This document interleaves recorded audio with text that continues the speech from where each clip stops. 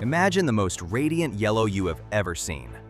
Not the pale, washed-out yellow of old wallpaper or faded plastic, but a yellow that burns. A yellow that seems to hold actual sunlight captive inside itself. A yellow so alive it makes your eyes water. Now imagine that same substance, that same breathtaking, luminous material, silently dissolving your bones from the inside.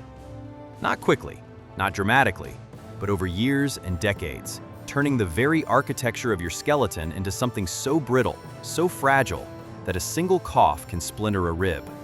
A sneeze can fracture a vertebra. The weight of your own body becomes your enemy. This is not a story about a fictional poison from a thriller novel. This is the story of element number 48 on the periodic table. This is the story of cadmium. And before this story is over, you will never look at a painting the same way again. You will never look at your food the same way. You will never look at a battery, a nuclear power plant, or a rice field the same way. Because cadmium is not just a chemical element. It is a mirror held up to human civilization. And what it reflects is both glorious and deeply, profoundly disturbing. We are going to travel through time and across continents. We will stand in a German pharmacy in 1817, watching a careful scientist notice something that should not exist. We will walk through rice paddies in Japan, where a quiet catastrophe unfolded over generations. We will descend into a secret underground laboratory in Chicago in 1942, where a single rod of this same material was the only thing standing between a controlled experiment and the obliteration of an entire city. And we will end up in the gleaming future of nanotechnology, where the very poison that shattered bones is being repurposed to hunt cancer cells with pinpoint precision. Cadmium is the sun in a jar of poison. It is the dragon's tooth buried in the earth, waiting to grow into something terrible. It is the color of Van Gogh's sunflowers and the color of slow, invisible death. And it has been with us, inside our food, inside our art, inside our machines, inside our bodies, for longer than most of us ever imagined. This is its story.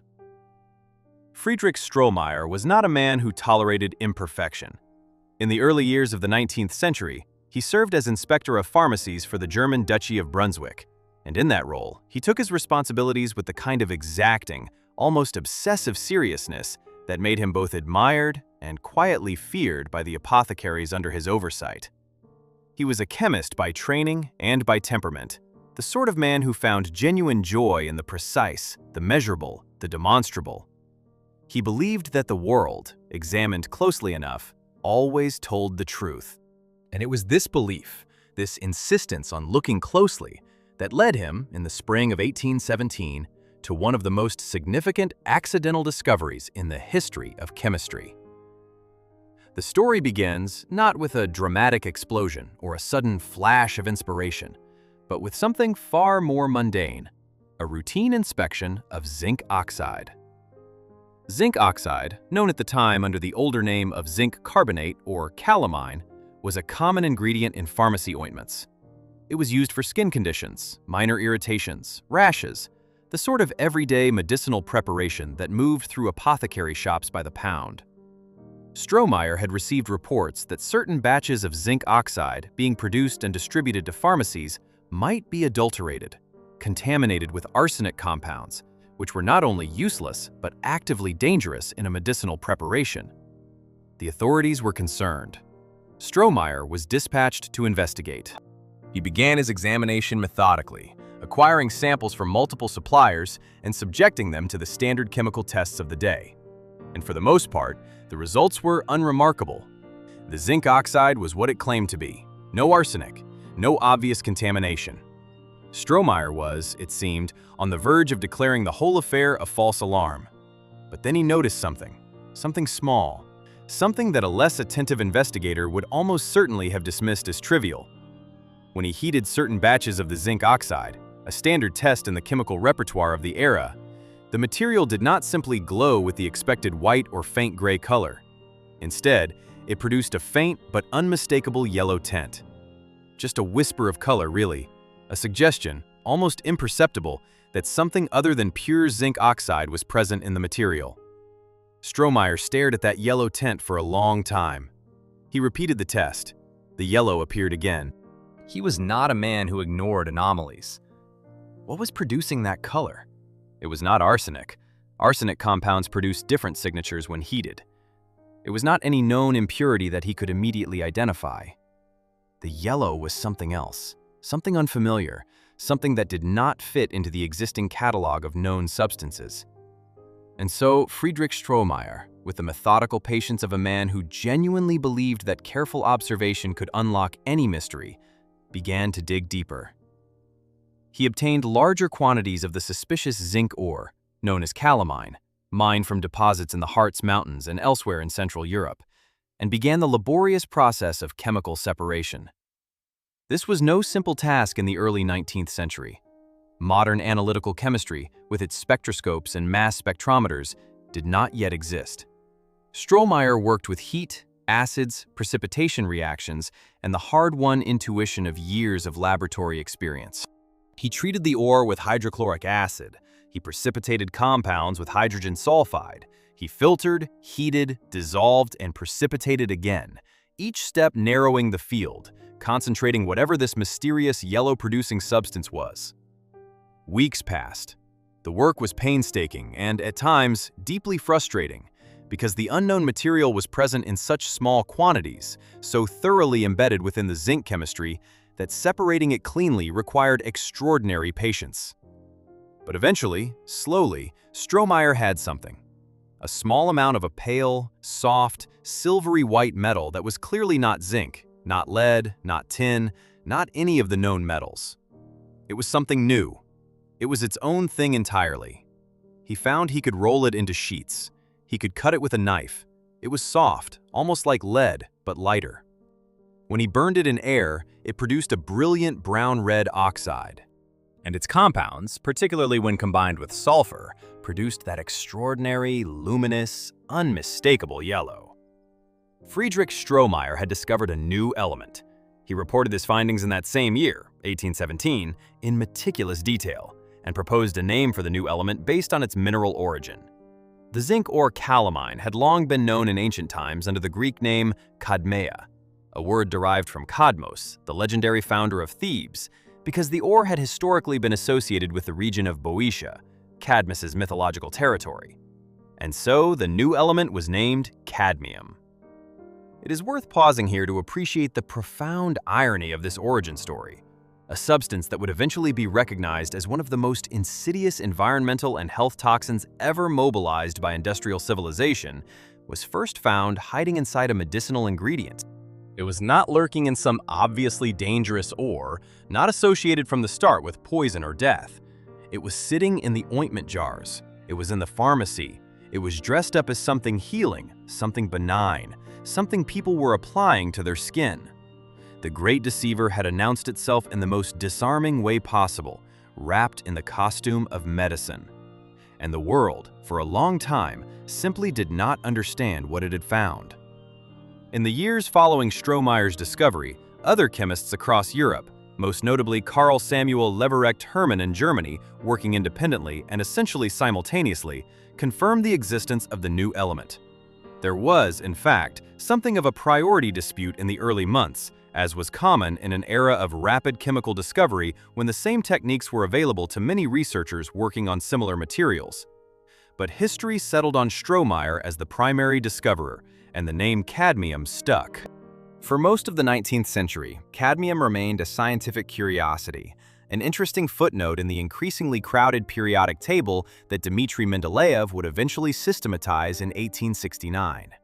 It was rare enough and difficult enough to extract that it had no significant industrial use. It was simply noted. Atomic weight approximately 112, a soft bluish-white metal, chemically similar to zinc and mercury, found always in association with zinc ores, never in large concentrated deposits of its own. The world had been introduced to cadmium. It had not yet begun to understand what it was truly capable of. There is something striking about the name itself if you slow down and think about it. Cadmium. Cadmium. The word comes from Cadmus in the Latin tradition, one of the most fascinating and terrifying figures in all of ancient Greek mythology.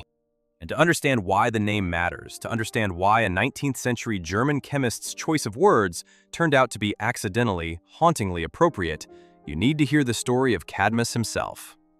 Cadmus was a Phoenician prince, the son of King Agenor of Sidon. His story begins with a catastrophe.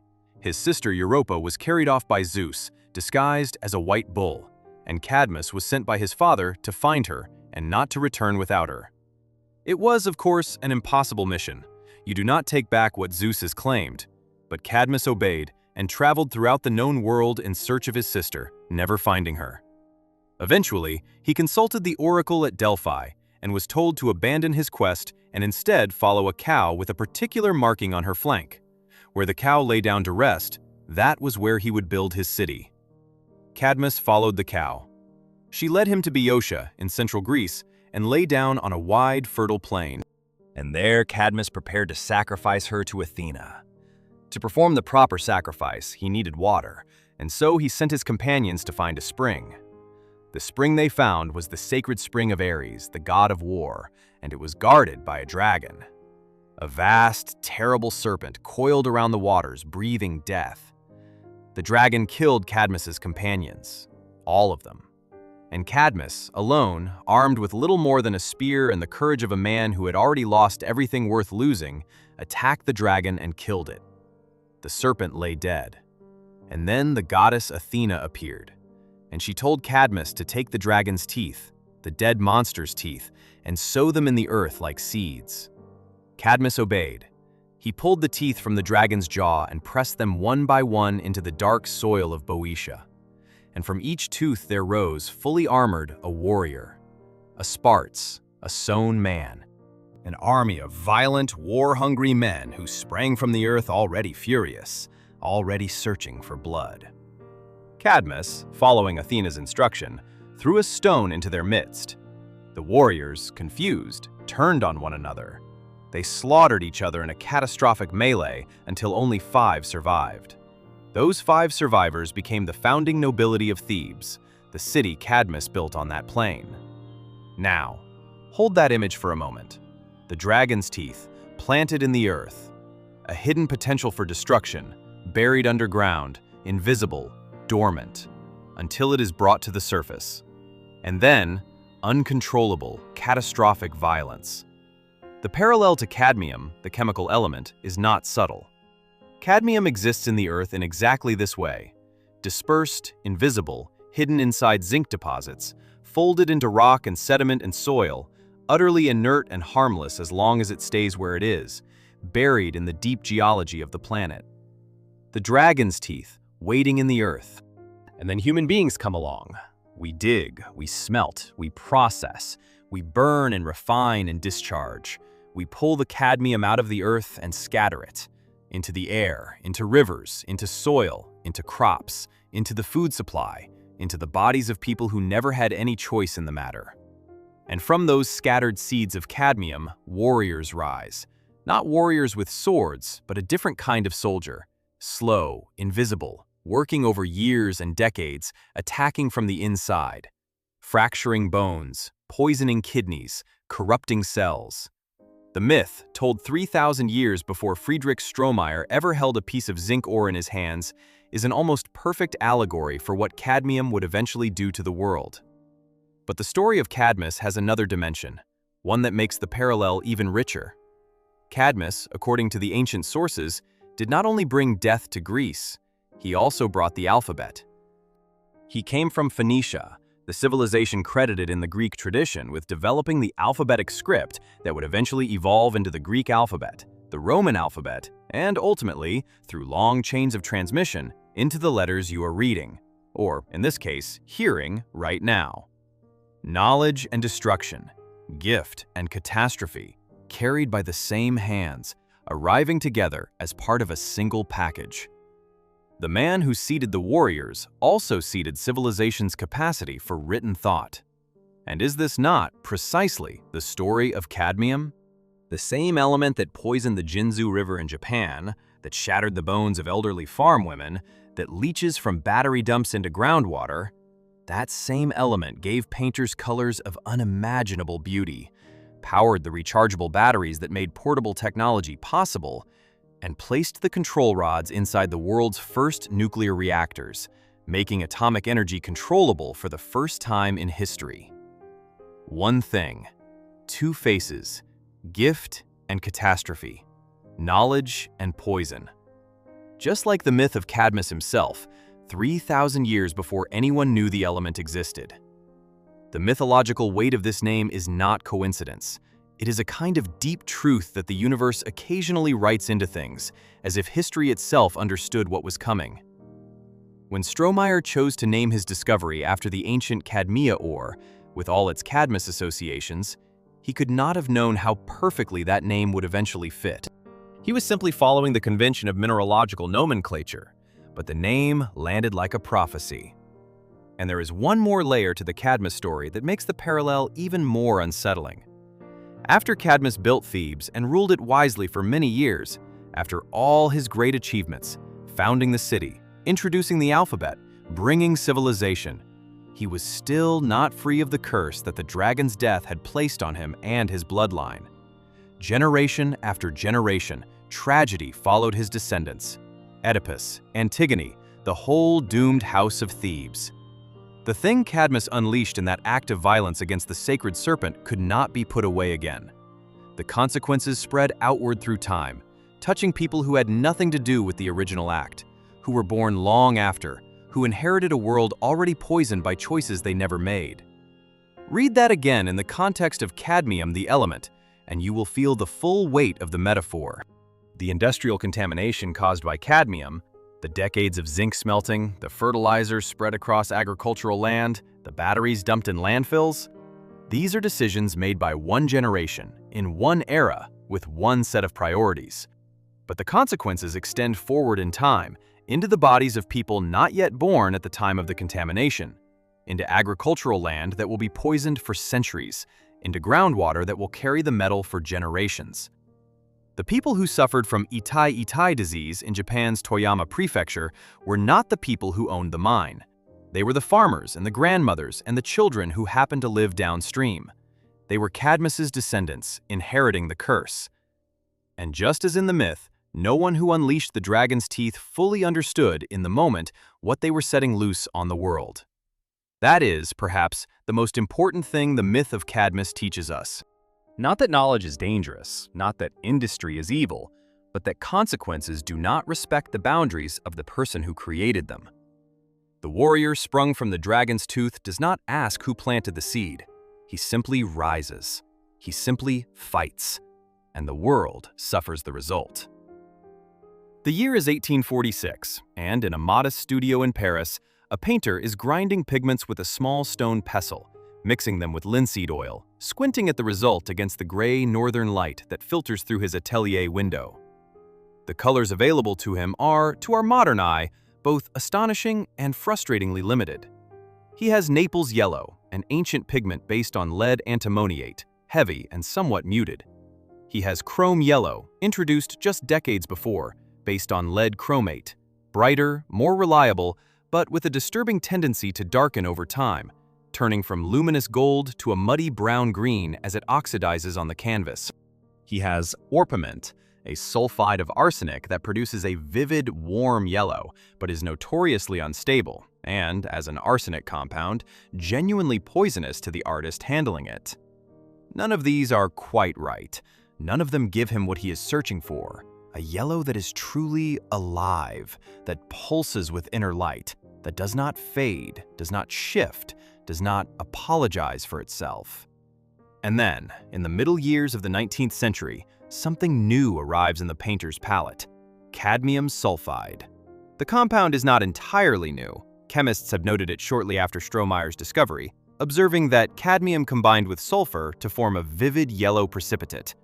But producing it in sufficient quantities, in a form stable and pure enough to use as an artist's pigment, required the development of reliable cadmium sources, which only became available as a byproduct of the growing zinc smelting industry in the mid-1800s.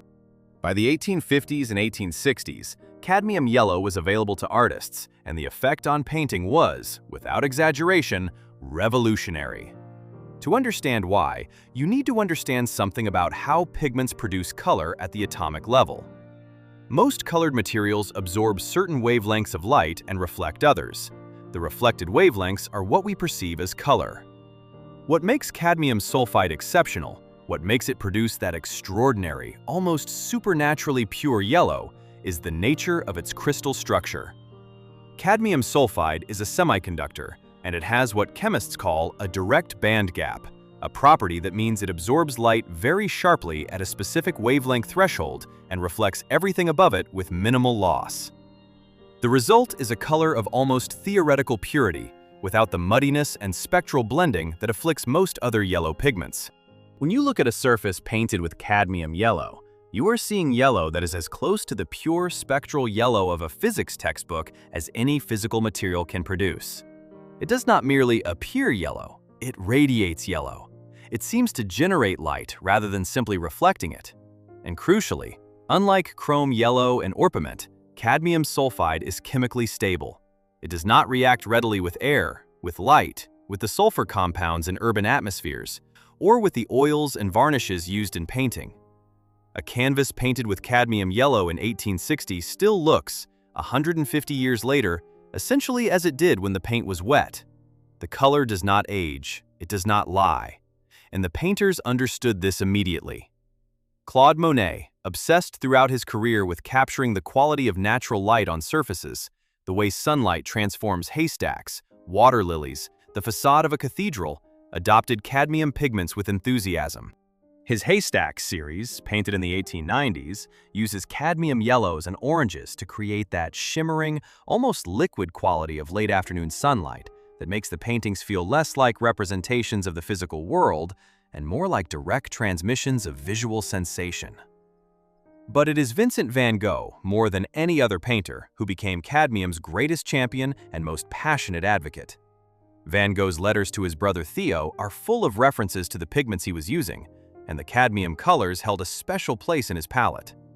He described them as having a warmth and intensity that no other pigments could match, a quality of sunlight captured and held. His sunflower paintings, those iconic, almost violently joyful explosions of yellow that have become among the most recognizable images in Western art, are suffused with cadmium. The yellows that make those canvases seem to vibrate, to hum with an inner energy, to make the viewer feel almost warmed by them, are cadmium yellows and cadmium oranges, the compound's crystal lattice working its optical magic from beneath layers of dried oil paint. When you stand in a museum in front of Van Gogh's vase with 15 sunflowers and feel that ineffable surge of joy and melancholy that great art produces, that is, in part, the electronic structure of cadmium sulfide talking to your visual cortex. The dragon's tooth, ground into powder, mixed with oil, applied with a brush by a man half mad with creative fire, speaking directly to something deep in human neurology. And yet, even as the painters celebrated their new colors, even as canvases across Europe began to glow with cadmium's imprisoned sunlight, the element was establishing its other nature. The same chemical stability that made cadmium pigments so beautiful, their refusal to react, to change, to degrade, was laying the foundation for catastrophe on a different timescale and a different scale entirely. Because that same stability means that cadmium, once it enters an environment, does not leave. It does not break down. It does not neutralize itself. It simply accumulates, patient as geology, waiting. The brush dipping into the paint, the painter not knowing that the beautiful substance on his palette was the same substance that, scattered into soil and water by industrial processes, would one day be called the most dangerous non-radioactive environmental pollutant on Earth. The art world was painting with the sun. Nobody had yet told them about the jar. In the northwestern corner of Japan's Honshu Island, tucked between steep mountain ridges and the Japan Sea, there is a prefecture called Toyama. If you've never heard of it, that's not surprising. It's not the kind of place that appears in tourist brochures. What it has, or had before the 20th century changed everything, was the Jinzu River. The Jinzu flows south to north, cutting through a wide, fertile valley before emptying into Toyama Bay. For centuries, the communities along its banks built their lives around that river. The water was clean and cold, descending from the high mountains. It fed the rice paddies that terraced the valley floor in intricate, painstaking arrangements, paddies that had been cultivated by the same families for generations, some of them for hundreds of years. Rice farming in this part of Japan was not merely an economic activity, it was a way of understanding time, of marking the seasons, of being in the world. The spring planting, the summer flooding of the fields, the autumn harvest, the careful storage of enough grain to see the community through the winter. Life moved to the rhythm of the river and the rice, and both were trusted completely. The mountains above the valley held something else as well. They held ore. Deep in the rock of the Hida Mountains, in a deposit that had been worked in various forms since the 17th century, lay one of Japan's most significant zinc and lead mines, the Kamioka mine, operated in the modern era by the Mitsui Mining and Smelting Company. And zinc ore, as Friedrich Strohmeyer had demonstrated a century earlier, almost always carries cadmium with it. Through the late 19th and early 20th centuries, as Japanese industrialization accelerated and the demand for zinc and lead increased, the Kamioka mine expanded its operations. It refined more ore, processed more metal, generated more waste. And those wastes, the tailings, the sludge, the contaminated water from the ore processing operations, had to go somewhere. They went into the Jinzu River. Not all at once, not in any single catastrophic act of dumping, but steadily, year after year, in the way that industrial processes generate their effluents as an almost incidental side effect of operation. Cadmium, leached from the ore and the processing waste, flowed downstream with the river water. It settled into the riverbed sediment. It was drawn into the irrigation channels that fed the rice paddies. It was absorbed by the rice plants through their roots, incorporated into the grain itself. The people of the Jinzu Valley ate rice grown in cadmium-laced soil, drank water from cadmium-contaminated channels, cooked with water drawn from the same sources, and because cadmium accumulates in the body, building up over years in the kidneys and bones, never fully excreted, the people of the valley were, decade by decade, filling their tissues with the dragon's tooth. The first signs that something was wrong appeared, in the historical record, in the early decades of the 20th century. Elderly women, particularly women who had lived their entire lives in the most contaminated areas closest to the river and its irrigation branches, began to develop a distinctive and devastating constellation of symptoms. Severe chronic pain, a deep, grinding, unrelenting pain in the lower back, the hips, the legs. A pain so constant and so brutal that it disrupted sleep, made any movement an ordeal, reduced strong, resilient farm women to a state of helplessness. And alongside the pain, a fragility that was almost impossible to believe. Bones that should have been solid, bones in the bodies of women who had worked hard physical labor their entire lives, were becoming hollow, porous, structurally compromised. Fractures happened from the most ordinary activities. A woman might reach for something on a high shelf and break her arm. She might turn over in her sleep and crack a rib. She might cough, just an ordinary cough, and feel the sickening crack of a vertebra giving way under the compression. A sneeze, a stumble, a step slightly harder than usual. The bones, deprived of calcium by the cadmium destroying the kidney function that regulated calcium metabolism, had become something more like glass than living tissue. They shattered. The Japanese name that eventually attached itself to this disease is among the most heartbreaking terms in the history of medicine. Itai-itai. Written with two characters that mean pain and pain, or, in spoken form, the syllables that a person makes when something hurts terribly, the sound of involuntary suffering made into a word. Ow, ow, it hurts, it hurts. The name was not given by scientists or doctors. It was given by the patients themselves, by the women of the Jinzu Valley, who had no other way to describe to their families and neighbors what they were experiencing except to make that sound.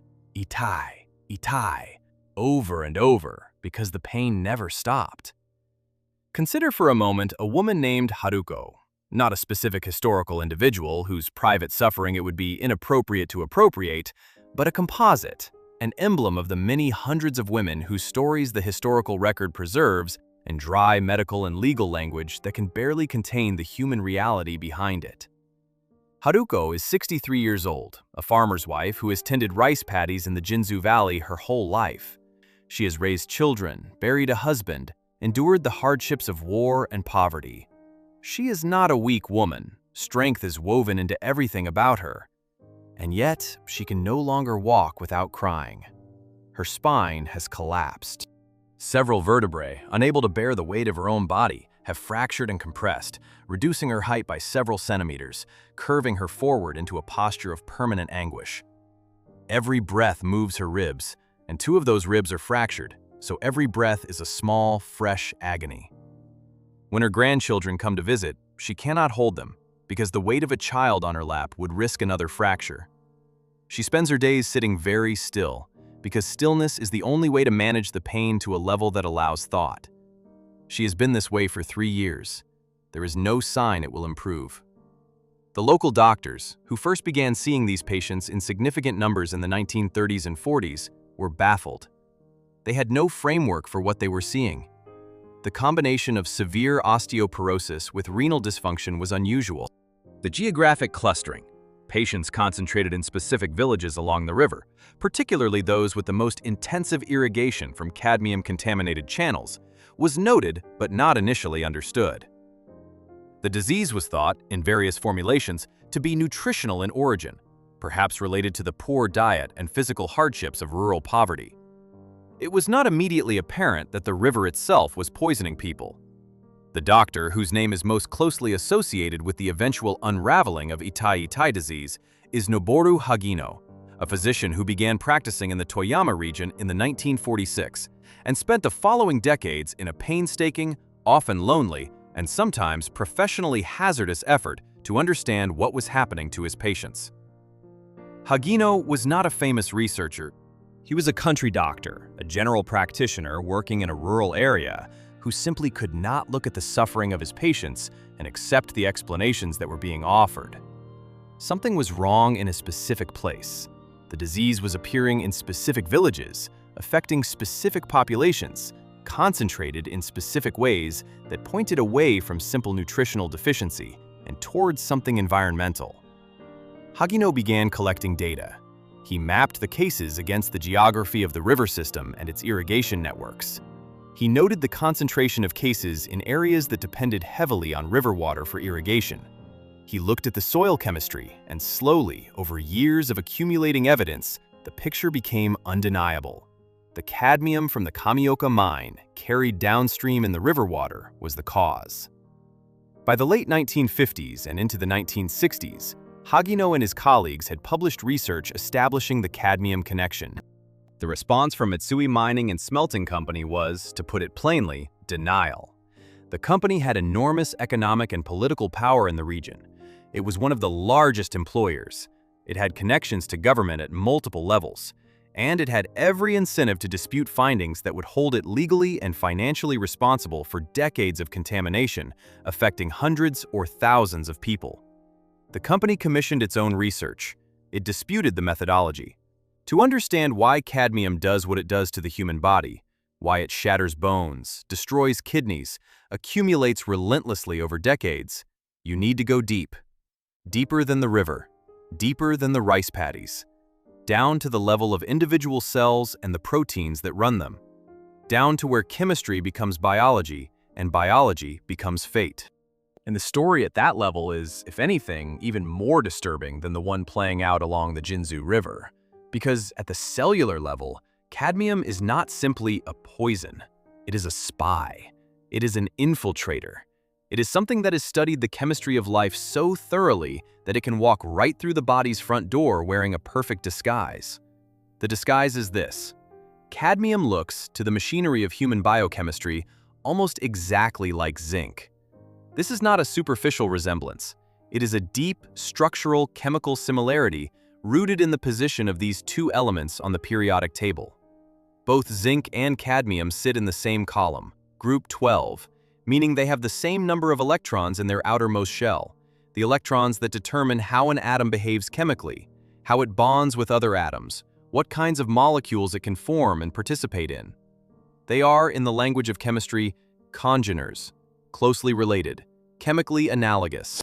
And this analogy is catastrophic, because zinc is not optional for human life. Zinc is one of the most essential trace elements in the human body. It is a component of more than 300 different enzymes, proteins that catalyze the chemical reactions that keep cells alive and functioning. Zinc is involved in DNA replication and repair. It is critical for immune function. It plays roles in cell division, in protein synthesis, in wound healing, in the proper functioning of the senses of taste and smell. Every cell in your body depends, in some way, on zinc doing its job properly. The body has evolved elaborate systems for managing zinc, for importing it from food, distributing it to where it is needed, incorporating it into the enzymes that require it, and defending against deficiency. And it is precisely these systems that cadmium subverts. When cadmium enters the body, through the lungs via inhaled particles or through the digestive system via contaminated food and water, the body's zinc management systems encounter it and, in a tragic case of molecular mistaken identity, treat it as zinc. The transporters that move zinc across cell membranes pick up cadmium too. The proteins that store zinc for future use bind cadmium as well. The enzymes that depend on zinc, which have evolved over millions of years to recognize and incorporate zinc atoms into their active sites, can be fooled into incorporating cadmium instead. And once cadmium is sitting in the active site of an enzyme where zinc belongs, the enzyme stops working. Not because it has been broken or destroyed, but because cadmium, despite looking like zinc to the body's recognition systems, cannot perform zinc's function. The lock has accepted the wrong key. The door will not open. The biological reaction the enzyme was supposed to catalyze does not happen. Multiply this effect across hundreds of enzymes, across billions of cells, and you begin to understand the systemic devastation that chronic cadmium exposure produces. But the organ that suffers most, at least in the early stages of chronic exposure, is the kidney. The kidneys are the body's primary filtration system, responsible for cleaning the blood, regulating fluid balance, controlling the levels of crucial minerals, including calcium and phosphorus, and excreting waste products in urine. And the kidneys are, by the nature of their function, exposed to extremely high concentrations of everything that enters the bloodstream, including cadmium.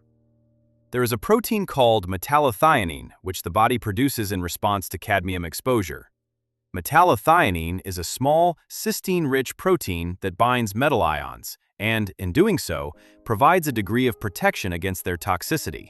When cadmium enters the bloodstream, the liver produces metallothionein, which binds the cadmium atoms, forming a cadmium metallothionein complex that is relatively inert.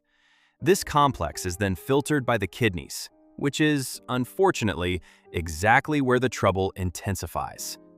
Once in the kidney tubules, the cadmium metallothionein complex is broken down, releasing free cadmium ions into the kidney cells themselves.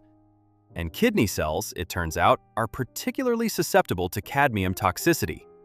Over years and decades of accumulation, the cadmium builds up in kidney tissue to levels that progressively damage the tubular cells responsible for reabsorbing nutrients, including calcium and phosphorus, from the filtered fluid before it becomes urine.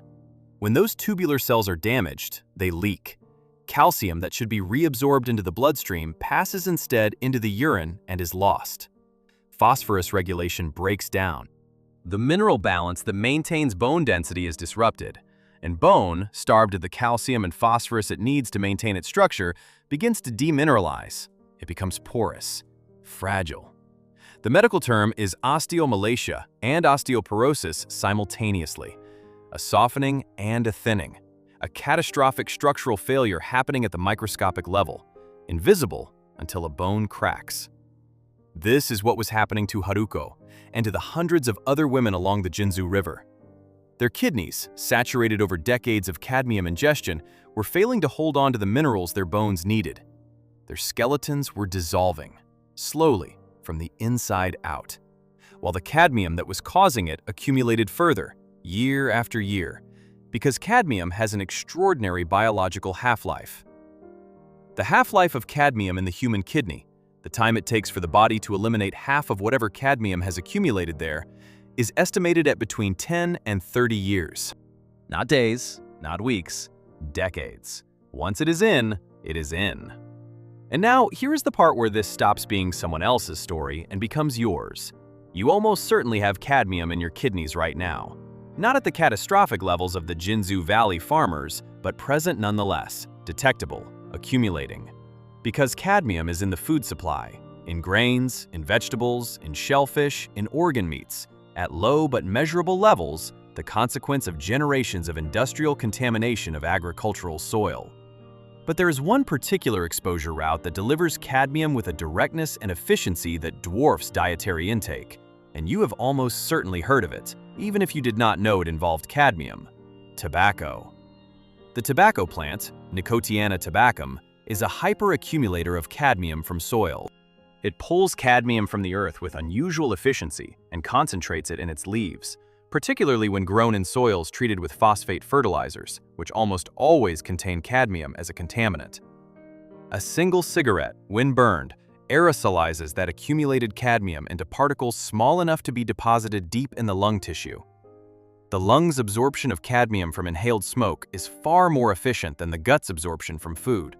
Somewhere between 10 and 50% of inhaled cadmium is absorbed, compared to 3 to 8% from food. A pack-a-day smoker, over a 20-year habit, deposits a quantity of cadmium in their kidneys and other tissues that is measurably, significantly higher than a non-smoker. Studies have repeatedly found cadmium levels 2 to 3 times higher in the kidneys of smokers compared to non-smokers of the same age.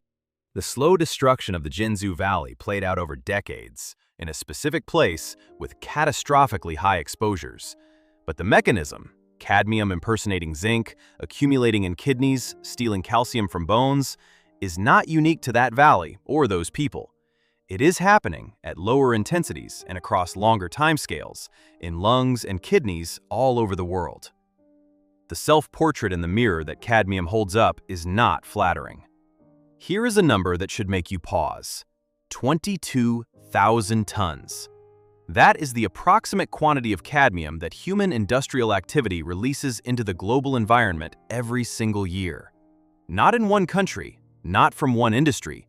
22,000 tons distributed across the atmosphere, waterways, agricultural soils, and ocean sediments of the entire planet, year after year, in an accumulation that has been building since the Industrial Revolution began and shows no sign of stopping.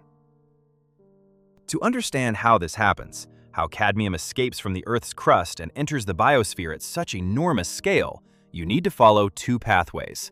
The first is smelting. Cadmium, as we have established, exists almost exclusively as a minor contaminant within zinc ore, typically present at concentrations of about 300 parts per million. Every time zinc is smelted, and the world produces around 13 million tons of refined zinc annually, cadmium is driven off as a volatile byproduct.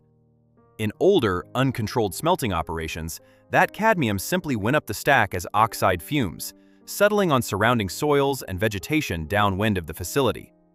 Even in modern, controlled operations with pollution capture equipment, some fraction escapes. The Kamioka mine in Japan was one node in a global network of zinc and lead smelters that have been exhaling cadmium into the atmosphere for over a century. But the second pathway is subtler, more pervasive, and in many ways more alarming, because it involves something most people think of as entirely benign: fertilizer. Specifically, phosphate fertilizer, the foundation of modern industrial agriculture. The phosphate rock mined to produce these fertilizers, extracted primarily from enormous deposits in Morocco, China, the United States, and a handful of other countries, is not pure calcium phosphate. It is a geological matrix of many minerals, and cadmium is almost invariably present within it, locked into the crystal structure of the rock at concentrations that vary by deposit, but average somewhere between 10 and 100 milligrams of cadmium per kilogram of phosphate. When this rock is processed into soluble phosphate fertilizer and spread across agricultural fields, the cadmium comes with it. Year after year, season after season, the cadmium accumulates in the topsoil of farmland across the world. Not quickly enough to cause acute poisoning, but steadily, incrementally, in a slow geological process that mirrors the patience of the dragon's tooth. Studies of agricultural soils in Europe, North America, and Australia have documented measurable increases in cadmium concentration over the past century, a trend that correlates directly with the intensification of phosphate fertilizer use. This is not a hypothetical future problem. It is happening now, in the fields that grow your wheat, your potatoes, your sunflowers. From the soil, cadmium's journey to the human body follows several routes, all of them deeply embedded in the ordinary patterns of eating. Plants absorb cadmium through their root systems, and different crops accumulate it at very different rates. Leafy vegetables, spinach, lettuce, kale, tend to accumulate cadmium relatively efficiently from soil. Root vegetables, particularly carrots and potatoes, can concentrate it in their edible portions. Grains, wheat especially, absorb cadmium and distribute it throughout the kernel, meaning that whole grain products, often promoted as healthier choices, actually deliver more cadmium per serving than refined flour, from which the cadmium-concentrating outer layers have been removed. Cocoa beans, for reasons related to the geochemistry of the soils where cacao is typically grown, can contain surprisingly high cadmium levels, an uncomfortable fact that the chocolate industry has been grappling with, particularly in relation to products marketed at children. And then there are the shellfish. Oysters, mussels, clams, scallops, the filter-feeding bivalves that draw water through their tissues continuously, extracting nutrients, but also concentrating whatever contaminants the water contains. Cadmium in marine sediments, derived from industrial runoff and atmospheric deposition, accumulates in shellfish to levels that can be 10 to 100 times higher than in the surrounding water. A plate of oysters from a contaminated estuary is, in cadmium terms, a concentrated delivery mechanism.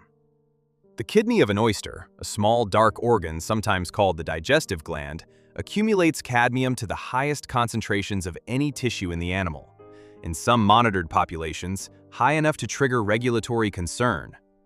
And yet, we eat them raw, with lemon juice and a sense of sophisticated pleasure, entirely unaware of the invisible accumulation occurring in our own kidney tubules with each swallow.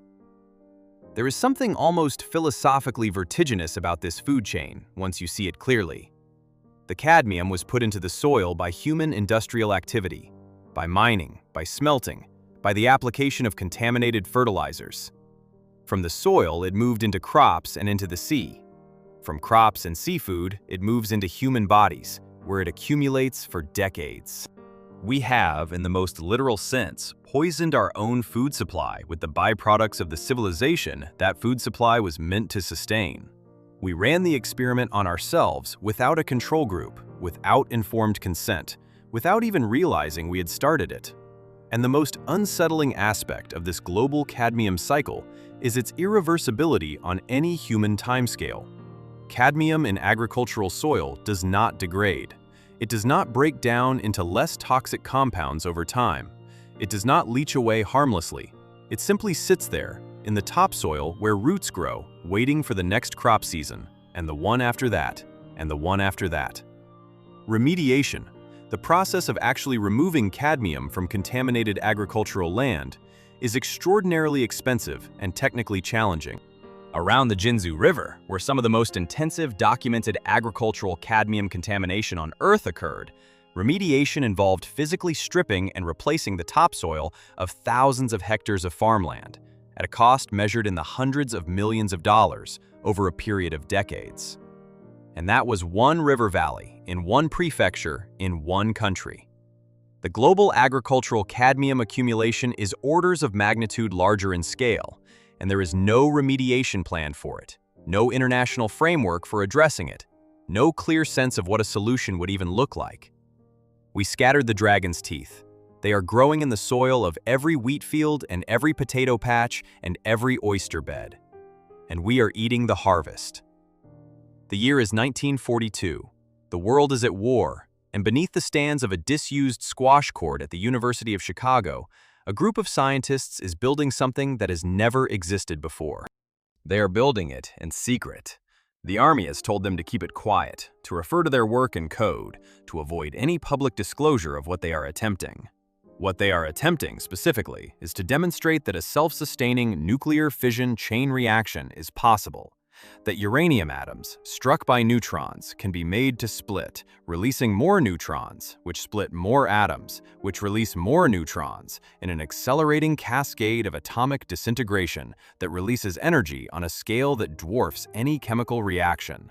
They are, in short, attempting to light a fire that has never been lit in the history of the planet. The man leading the project is Enrico Fermi, one of the most gifted experimental physicists of the 20th century. Fermi had fled fascist Italy in 1938 after accepting his Nobel Prize in Stockholm. His wife Laura was Jewish, and the racial laws of Mussolini's government made their position in Italy increasingly untenable. He had come to the United States and joined the growing community of European refugee scientists who would collectively become the intellectual engine of the Manhattan Project. Fermi was brilliant and methodical, a man who combined theoretical insight with an extraordinary intuition for experimental physics, for understanding what a physical system would actually do, as opposed to what equations predicted it might do. And in the late autumn of 1942, his calculations told him that he was close.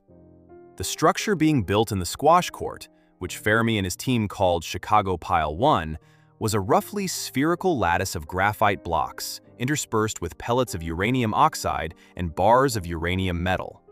Graphite, in this design, served as the moderator.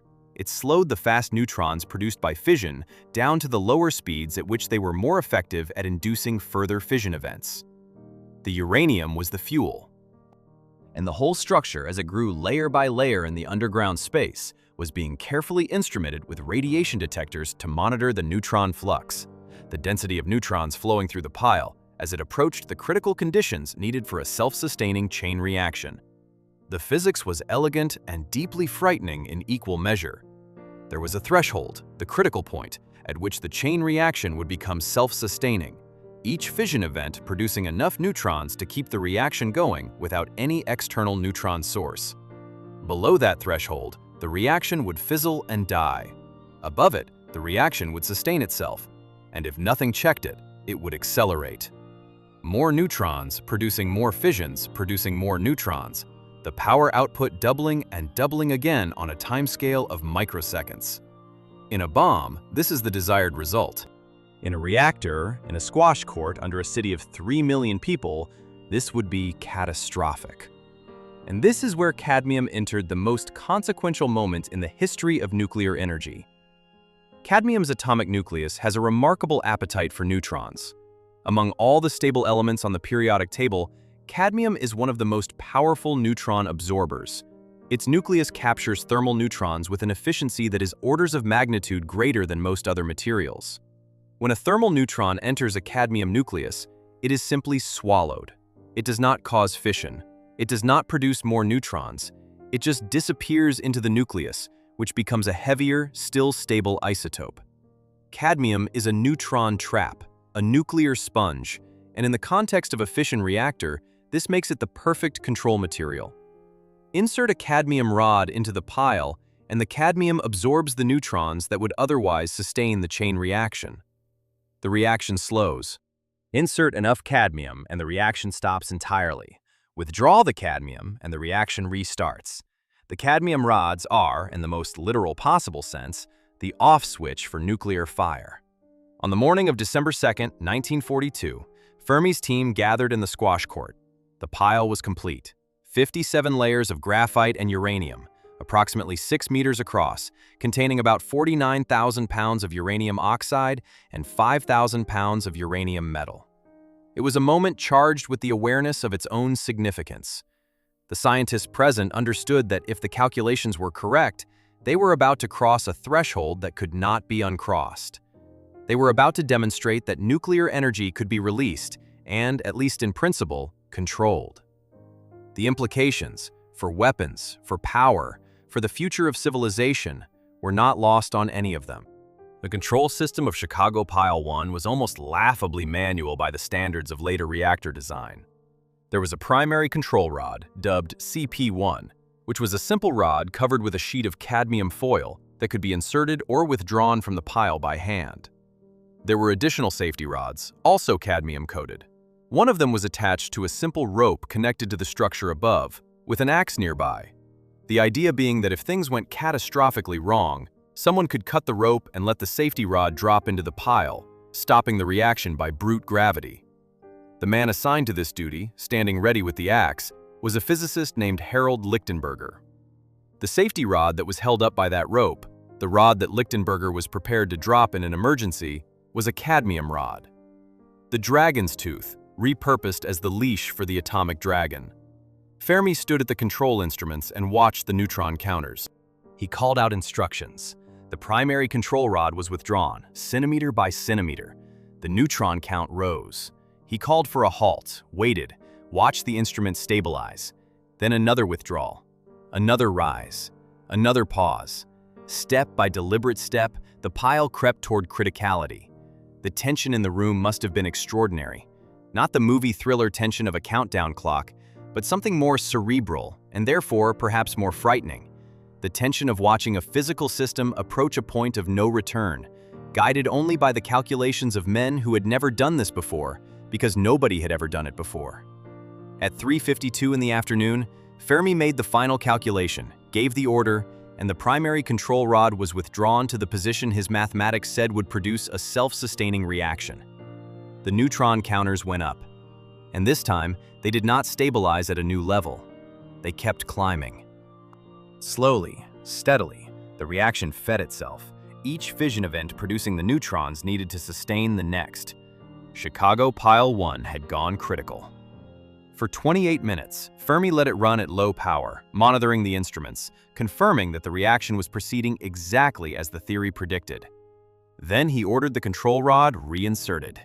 The cadmium swallowed the neutrons. The reaction died. The first controlled, self-sustaining nuclear chain reaction in history had lasted 28 minutes, been initiated by human calculation and human courage, and been ended by cadmium. From that moment forward, cadmium became inseparable from the history of nuclear energy. Every generation of fission reactor built in the decades that followed incorporated cadmium in control rods, in safety systems, in emergency shutdown mechanisms. The naval reactors that power nuclear submarines, the commercial power reactors that generate electricity for tens of millions of homes, the research reactors in universities and national laboratories around the world. In all of them, somewhere in the design, cadmium is present as the guardian, the neutron-absorbing sentinel that stands between controlled power and uncontrolled catastrophe. The element that poisons rivers and shatters bones, the element that accumulated in the kidneys of farm women in Toyama Prefecture, is also the element that made nuclear power possible, that allowed the first controlled chain reaction to remain controlled, that has, in its quiet way, prevented an unknown number of nuclear accidents by being there to absorb the neutrons that otherwise would not stop. The dragon's tooth, but this time used to restrain the far larger and more dangerous dragons sleeping inside the atom. And the duality does not end even there, because in reactor accidents, in the scenarios that nuclear engineers spend their careers designing against, the cadmium control rods can become part of the problem. In the event of a reactor core meltdown, the kind of catastrophic failure where fuel temperatures rise beyond the cooling system's ability to manage them, the control rods, including cadmium-bearing components, can themselves be damaged, releasing cadmium and its compounds into the broader disaster. The guardian becomes part of the catastrophe. The leash on the dragon becomes tangled in the dragon's claws. Even in its most heroic role, cadmium cannot escape its own duality. Think back for a moment to the 1980s. If you were alive then, or if you have seen enough films and photographs from that era, you can reconstruct the texture of daily life with reasonable fidelity. The portable tape recorder slung over someone's shoulder, trailing a pair of foam-padded headphones. The camcorder, enormous, heavy, resting on the shoulder like a small bazooka, that parents carried to youth soccer games and school recitals. The cordless drill that sat in the garage, charged overnight, used on weekends for home improvement projects that always seemed to take 3 times longer than planned. The emergency lighting units mounted on the walls of hospitals and schools, the kind that switched on automatically when the main power failed. And underneath all of it, powering it, making the portability possible in the first place, the nickel-cadmium rechargeable battery. The NICD battery, as it became universally abbreviated in the industry, was not a new invention by the 1980s. The basic electrochemistry had been worked out by a Swedish engineer named Waldemar Jungner in 1899, just over a decade after Plante's lead-acid battery had established that rechargeable electrochemical storage was possible. But Jungner's nickel-cadmium cell had properties that made it, for certain demanding applications, vastly superior to anything else available. It could be discharged and recharged thousands of times without significant degradation of capacity. It performed reliably at temperatures that would cripple a lead-acid battery, including the deep cold of a Scandinavian winter or the cargo hold of a commercial aircraft. It could deliver very large currents in short bursts, the kind of surge needed to start an electric motor or fire a camera flash, without the internal resistance that caused other battery types to sag under load. And it was robust. Genuinely, almost absurdly robust. Drop it, bang it, short-circuit it accidentally, and it would likely survive and continue functioning. For decades, these characteristics made NICD batteries essentially irreplaceable in applications where reliability was non-negotiable. Commercial aviation relied on them heavily. Aircraft emergency systems, from backup instrument power to emergency door actuation, used NICD batteries because they were the only technology that could be trusted to deliver power on demand after sitting in storage for months, then being called upon in an actual emergency at 35,000 feet. Military equipment used them for the same reasons. Medical devices, the early generations of portable defibrillators, the monitoring equipment that began to make hospital care more mobile in the 70s and 80s, ran on NICD cells. Power tools, in the era before lithium-ion chemistry made lighter and higher energy alternatives available, were almost universally NICD. A DeWalt or Makita drill from 1990 ran on a cadmium battery. So did the early laptop computers, bulky and short-lived by modern standards, that began appearing on business travelers' tray tables in the late 80s. The world of portable, rechargeable electrical power was, for the better part of a century, a cadmium world. And this was not a trivial thing. The ability to store electrical energy in a portable, rechargeable form and release it reliably on demand is one of the foundational technologies of modern life. It is so embedded in contemporary experience, in the smartphone that you probably checked within the last hour, in the electric vehicle charging in an increasing number of driveways, in the grid-scale storage systems that are making renewable energy economically viable, that it is almost impossible to imagine the world without it. The NICD battery was not the endpoint of that story, but it was a crucial chapter. It proved that the concept worked at scale. It established the industrial infrastructure for manufacturing and distributing rechargeable cells. It created the consumer expectation of portable electrical power that drove the investment and innovation that eventually produced lithium-ion chemistry. Cadmium built the on-ramp to the electrified future. But here is the shadow side of this story, the darkness that accumulated alongside the convenience. Every NICD battery ever manufactured contained cadmium, typically between 15 and 30% of the cell's weight, which, in a large battery pack for a power tool or a laptop, could amount to several grams of the metal. And the world produced these batteries in staggering quantities. By the peak of NICD production in the 1990s, manufacturers were shipping somewhere in the region of 1.5 billion individual cells per year globally. 1.5 billion cells, each containing cadmium, each with a finite service life after which it would become waste. The question of what happened to these batteries at end of life was not, for most of the 20th century, a question that anyone in the industry was eager to answer honestly. The answer, for the vast majority of cells, was simple and damning.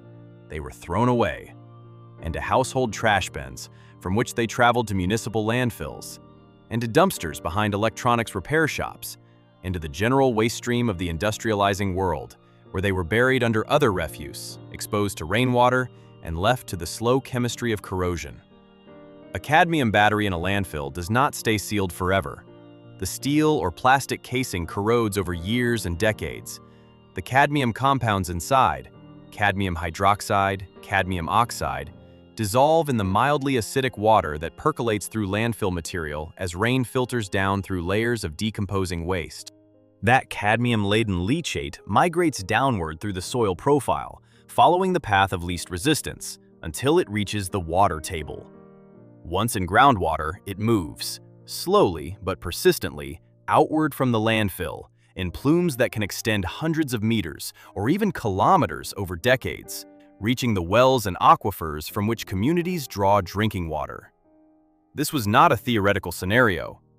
In the United States alone, the Environmental Protection Agency identified cadmium contamination from battery and industrial waste as a significant contributor to groundwater contamination at dozens of Superfund sites, the most seriously contaminated industrial waste locations in the country, places requiring the most intensive and expensive cleanup efforts the regulatory system could mount.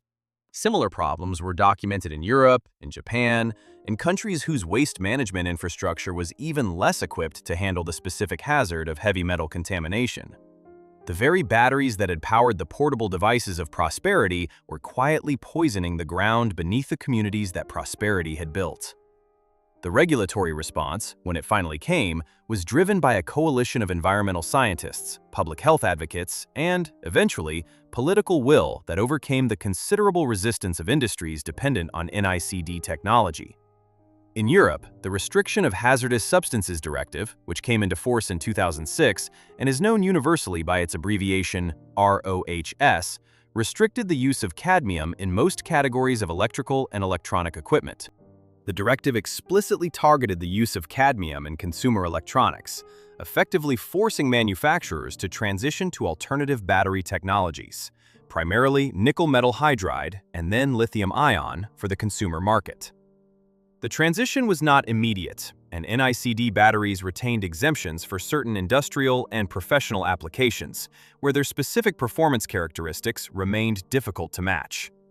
Aviation, certain industrial power tools, and emergency systems continued to use them. But the consumer market shifted, and as it did, the flow of cadmium into the waste stream from batteries began, slowly, to decline. Battery collection and recycling programs, mandated in Europe and voluntarily adopted in varying degrees elsewhere, attempted to capture NICD batteries before they reached landfills. The cadmium recovered from recycling could be reused, melted down, refined, and reincorporated into new batteries or other applications, in a closed loop that kept the metal out of the environment. The infrastructure for this existed in principle and, in parts of Europe at least, worked reasonably well. But globally, collection rates remained far below what would be needed to prevent ongoing contamination. In parts of Asia, in Africa, in Latin America, the informal recycling sector, workers without protective equipment breaking down electronic waste by hand, handling cadmium-containing cells in conditions that directly exposed them and their communities to the metal, remained the dominant mode of end-of-life management for batteries that wealthier countries had shipped overseas as second-hand goods or in mixed waste streams. The cliffhanger is not hypothetical. Those billions of NICD cells that went into landfills in the 1980s and 90s are still there, still corroding, still leaching. The contamination they have already released into groundwater will persist for generations. The batteries we threw away did not stop being batteries just because we stopped using them. They became a different kind of energy storage, a reservoir of slow chemical harm, deposited underground for the future to inherit. In 1983, a chemist named Louis Bruss was working at Bell Laboratories in New Jersey on a problem that seemed, at first, almost embarrassingly simple. He was trying to understand why tiny crystals of cadmium sulfide, the same compound that gave the Impressionists their luminous yellows, ground now not into paint pigment, but into particles smaller than a single bacterium, seemed to glow in colors that should not have been possible given their chemistry. The bulk material, cadmium sulfide in ordinary crystal form, absorbs light and emits it at a fixed, characteristic wavelength, determined by its electronic band structure. That was well established. But when Bruce and his colleagues made crystals of cadmium sulfide that were only a few nanometers across, a nanometer being 1/1000th of a meter, roughly 10 times the diameter of a single hydrogen atom, something strange happened. The color changed. Small crystals glowed blue. Slightly larger ones glowed green. Larger still, yellow. And at the sizes where bulk behavior began to reassert itself, the familiar orange-red of macroscopic cadmium sulfide returned.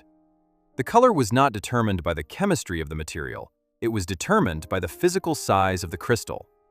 Bruce and his colleagues, working in parallel with the Soviet physicist Alexander Ekimov, who was conducting similar experiments in glass matrices, had discovered quantum dots. The explanation for the phenomenon lies in one of the most profound and counterintuitive discoveries of 20th century physics: quantum confinement. In a large crystal of any semiconductor, electrons occupy energy levels that form broad, continuous bands, a conduction band and a valence band separated by a gap, the band gap, whose width determines what wavelength of light the material absorbs and emits. The energy levels within those bands are so closely spaced that they are effectively continuous. Electrons behave, in large crystals, more or less as classical physics would predict. But shrink the crystal down to a few nanometers, and something qualitatively different happens. When the crystal becomes small enough that its dimensions are comparable to the quantum mechanical wavelength of an electron, the de Broglie wavelength, the electron can no longer move freely through the material as it does in a bulk crystal. It is confined. And confinement in quantum mechanics has consequences. Specifically, it forces the electron's energy levels to become discrete rather than continuous, to split apart into distinct quantum states separated by gaps that depend on the size of the crystal.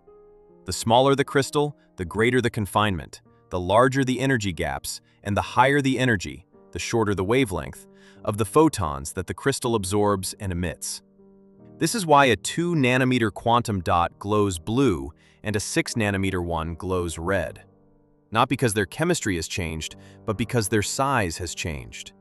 You are tuning the color of light with a ruler. This is not a subtle effect. The precision with which quantum dot emission can be tuned by controlling particle size during synthesis is extraordinary.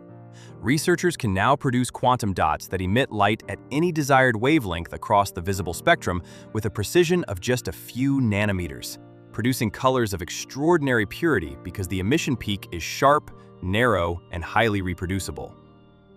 The first obvious application, pursued intensively through the 1990s and 2000s, was in display technology.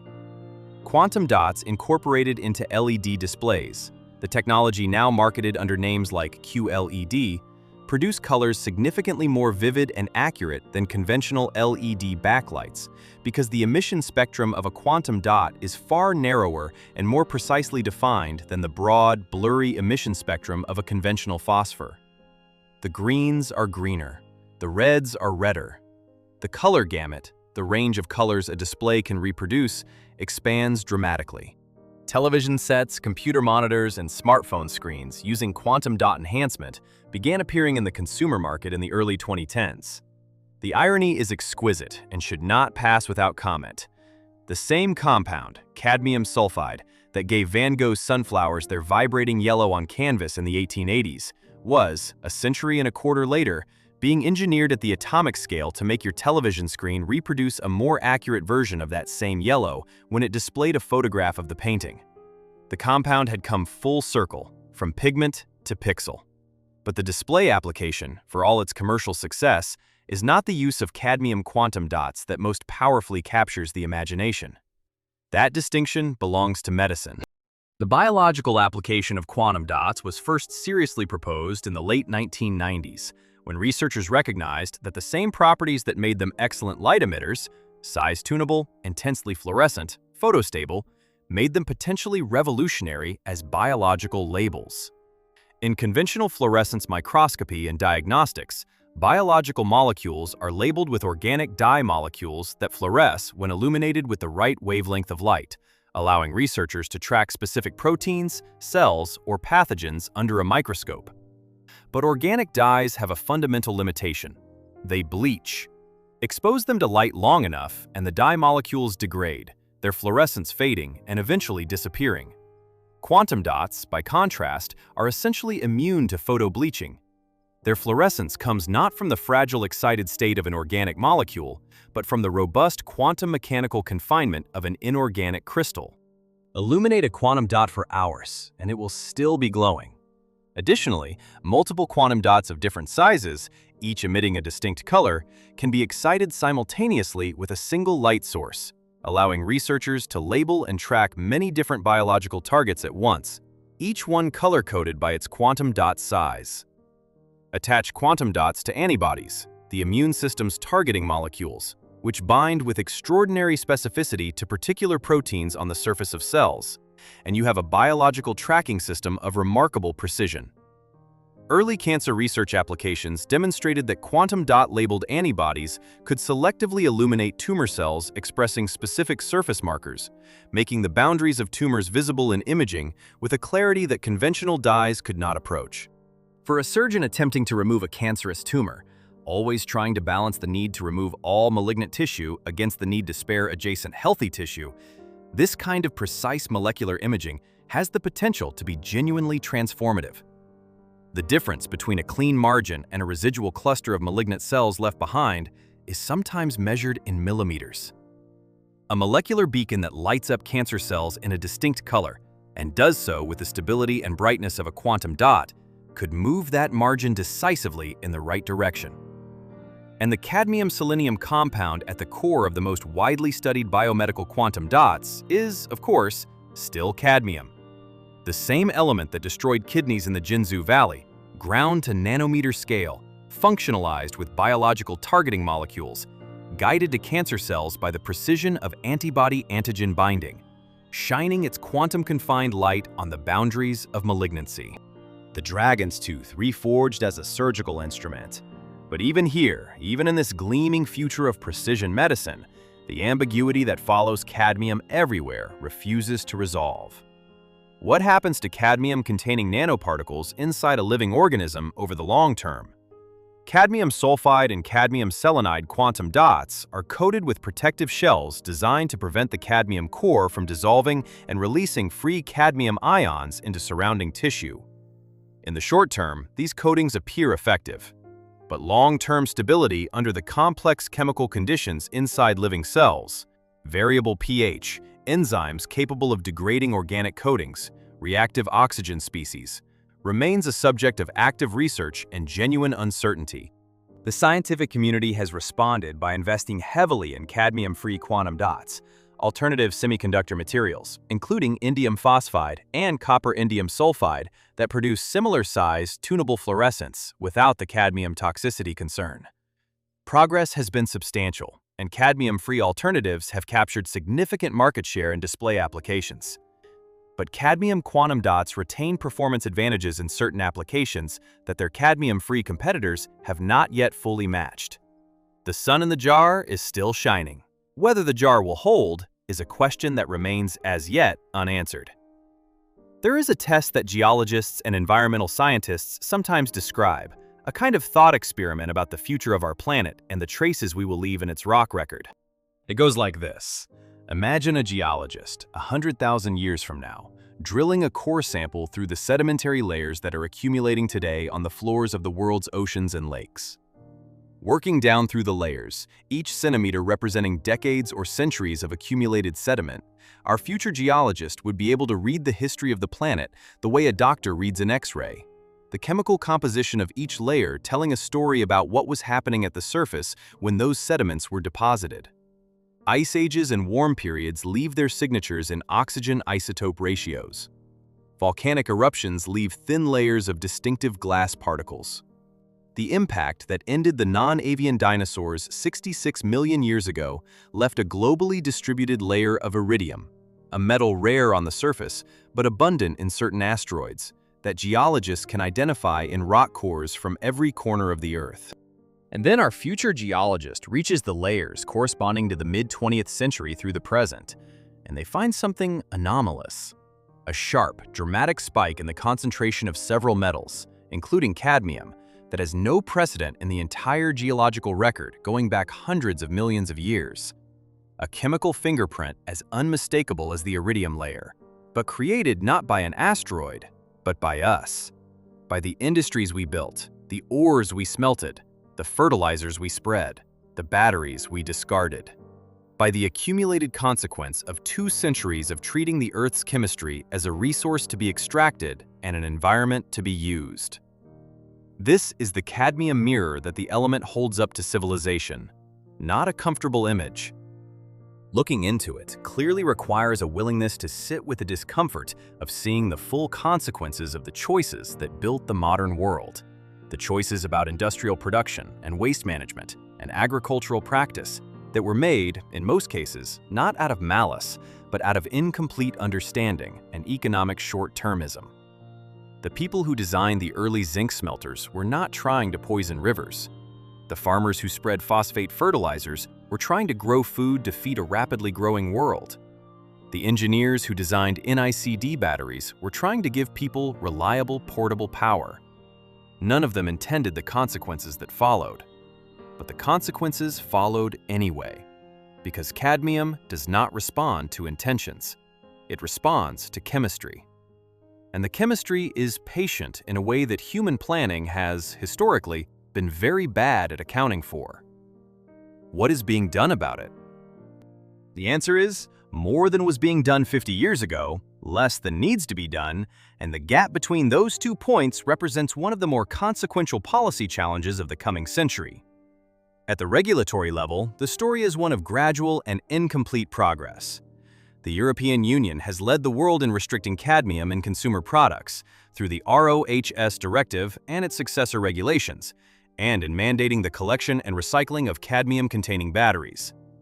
Maximum permissible levels of cadmium in phosphate fertilizers have been proposed and, in some European countries, implemented, though a unified EU fertilizer cadmium limit took years of contentious negotiation to arrive at, driven by the tension between the agricultural interests of countries producing cadmium-rich phosphates and the public health interests of countries worried about long-term soil accumulation.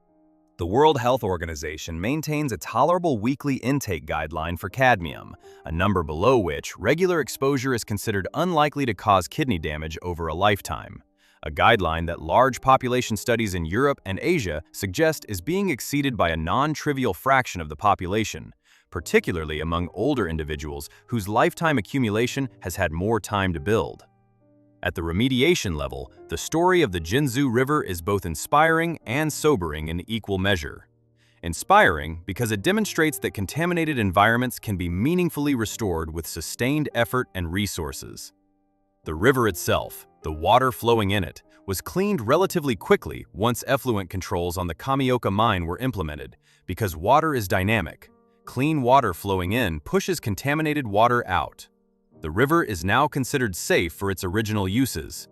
The Itai-itai Memorial in Toyama Prefecture stands as a monument to those who suffered, and as a reminder to those who come after. But the agricultural land is a different matter. The cadmium in the soil does not flow away. Restoring the farmland of the Jinzhou Valley required physically removing the contaminated topsoil and replacing it with clean fill brought from elsewhere, an operation spanning roughly 8,000 hectares of rice paddies, carried out in phases over several decades at a cost measured in the billions of yen. The replacement soil had to be deep enough to accommodate rice root systems. The removed contaminated soil had to be disposed of safely. And even after the replacement, farmers were required to monitor cadmium levels in their rice crops for years, because some cadmium continued to migrate upward from subsoil layers. The Jinzhou Valley is now producing rice again. Clean rice, tested and certified within regulatory limits. That is an achievement that should not be minimized.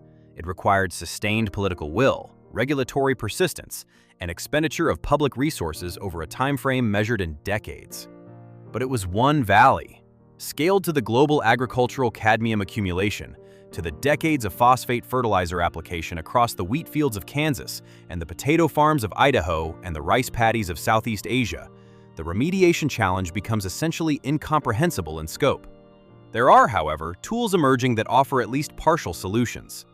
Phytoremediation, the use of plants to extract contaminants from soil, has been applied to cadmium with some success. Certain plant species, most notably a relative of the mustard family called Phlaspi caryolescens, and more recently engineered varieties of crops like sunflower and tobacco, are hyperaccumulators of cadmium. They absorb the metal from soil into their above-ground tissues at concentrations far above what normal plants accumulate, effectively mining the contamination out of the ground with their roots. Grow them, harvest the above-ground biomass, dispose of it safely, and some of the cadmium has been removed from the soil. It is slow. Reducing soil cadmium to safe levels by phytoremediation alone might require dozens of growing seasons, and it requires that the land be taken out of food production during remediation. But as a complement to other approaches, particularly on land where contamination is moderate and the alternative is indefinite exclusion from agricultural use, it represents a genuine and scalable tool. Modern battery recycling facilities can recover cadmium from NICD cells with high efficiency, converting a waste stream into a recovered resource.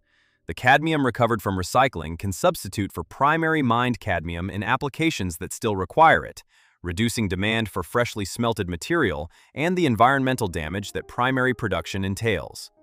Whether these tools, regulatory restriction, phytoremediation, recycling, substitution, can collectively bring the global cadmium burden under meaningful control over the coming century is an open question.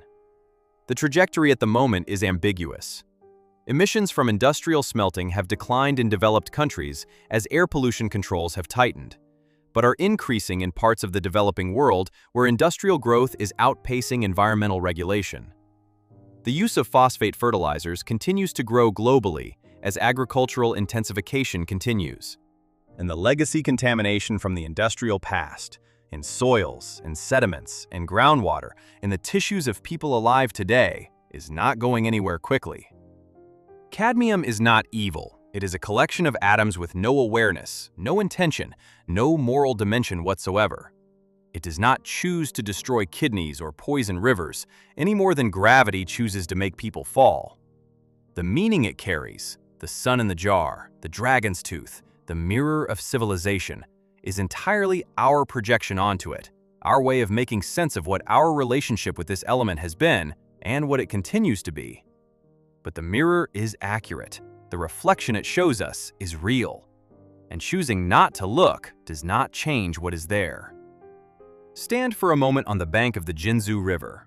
Not in 1950, when the water ran with invisible poison and the women of the valley were counting their fractures. Not in 1972, when the courtroom in Toyama delivered its verdict against the mining company, too late for so many, and yet impossibly important for all the ones who came after. Stand there now.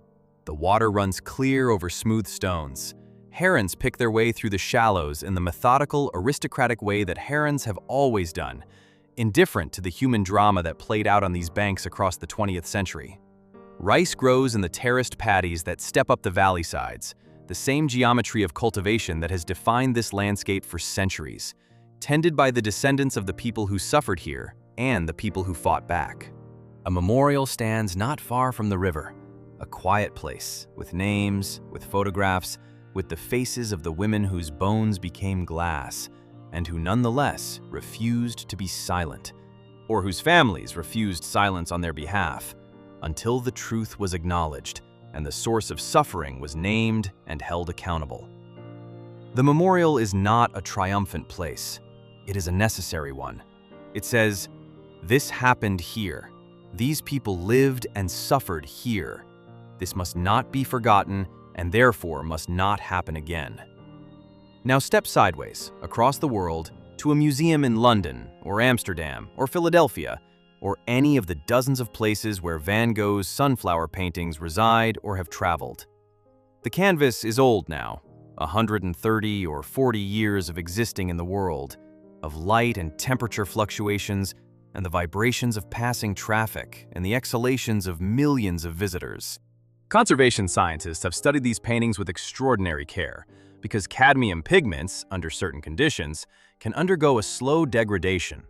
The cadmium sulfide reacting with atmospheric compounds over very long timescales to form a pale, whitish compound, invisible to the naked eye, but visible to the X-ray fluorescence spectrometers and synchrotron beams that conservation scientists point at these canvases. The sun, even captured in crystalline form on canvas, is not entirely permanent. Even there, cadmium is changing, in its own time, on its own terms. But look at the painting as it appears to you now, today, standing in front of it in the gallery. The yellow is still extraordinary. The sunflowers still vibrate with that ineffable quality that Van Gogh pursued his entire short life, and somehow, in his best work, achieved. The sense that the paint is not representing the light, but generating it. That the color does not sit on the surface of the canvas, but burns through it from behind. Whatever cadmium is doing at the molecular level in the uppermost paint layers, the painting is still alive. It still does what Van Gogh intended it to do, which is to make the person standing in front of it feel something. Joy, melancholy, wonder, the vertiginous sense of being briefly in contact with the full intensity of another consciousness's experience of the world. The dragon's tooth ground to powder, mixed with oil, applied with a brush by a man half mad with creative fire, is still, after more than a century, delivering on its promise. These two places, the memorial on the Jinzhou River and the gallery wall where the sunflowers hang, are the two poles of the cadmium story. They do not resolve the tension between them, the same element, the same chemistry, the same compound. One context, irreplaceable beauty, the pinnacle of human aesthetic achievement, color as a form of emotional truth. Another context, slow catastrophe, invisible accumulation, bones fracturing under the weight of a body that has been quietly betrayed by the food it ate and the water it drank. There is no synthesis that makes these two things comfortable to hold simultaneously. The discomfort is the point. It is the question that cadmium asks of us, the question that every powerful technology asks of us. What are we doing with this? Who benefits and who bears the cost? How far in the future and how far in geography are we willing to extend our responsibility for the consequences of what we make and use and discard? These are not chemistry questions. They are civilization questions. And cadmium forces them with a particularity and a vividness that abstract ethical argument rarely achieves. Because cadmium is not abstract. It is in the paint. It is in the bones. It is in the reactor. It is in the battery you are carrying in your pocket. It is, in trace amounts, in your kidneys, accumulating in the slow, patient way of all things that have nowhere else to go. We are all, to a small degree, containers for the consequences of the industrial world we were born into. We did not choose this, most of us, but we are choosing, now, in the decisions being made about fertilizer regulation and battery recycling and industrial emission standards and the development of cadmium-free alternatives, what the cadmium inheritance will look like for the people who come after us. The women of the Jinzhou Valley did not choose what happened to them, but they chose how to respond. They fought. Through the courts and through decades of public testimony and through the stubborn insistence on being heard, until the world was forced to reckon with what had been done and who had been harmed. That is also part of the cadmium story. That is the part that belongs not to chemistry, but to human dignity. The future geologist drilling that core sample 100,000 years from now, finding the anomalous spike of cadmium in the sediment layers of our era, will draw their conclusions about the civilization that put it there. What those conclusions will be depends on what we do next. The dragon's teeth have been planted. Some of the warriors are already rising. The question is whether we reach for the stone, whether we find, as Cadmus eventually did, a way to turn the catastrophe back on itself, to make from the violence something that endures and matters. The sunflowers are still burning on the gallery wall. The river runs clear. The answer is still being written.